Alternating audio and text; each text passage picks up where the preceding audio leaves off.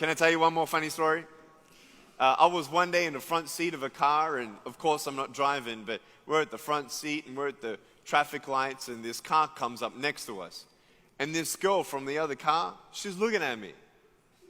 So I'm looking at her. She's looking at me, I'm looking at her, and all she sees is my head from the side. She has no idea. She doesn't see the full picture, right? So I get the seatbelt in my mouth and loosen it so then I can freely move. Now she's looking at me like, why are you eating your seatbelt?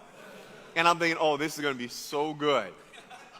Fully knowing well right now that she's looking at me 100%, no distraction. She's looking at me. All she sees is my head. I just did this.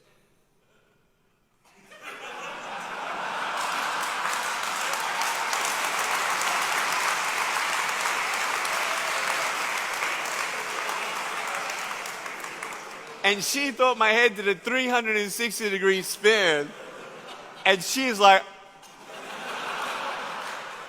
so good, so good. So, I was born this way. And no doctor knows why I was born this way. My parents don't know why I was born this way. Lady Gaga don't know why I was born this way. And in my life, you know, seeing everyone with arms and legs, my brother and sister have arms and legs, I never imagined that I'd be happy. I wanted arms and legs so bad. And I went to school, and people were looking at me, people were pointing their finger at me and laughing. I was the only one in 1989 in Australia who actually went to a normal mainstream school in a wheelchair. And it was difficult, man. I mean, everyone looked at me, and I'm not trying to compare suffering. I want you to know right now that when you compare each other's suffering, there's no hope there. But we got to understand that brokenness is brokenness, but hope is hope. You know, some people say, well, all you need is just to be positive.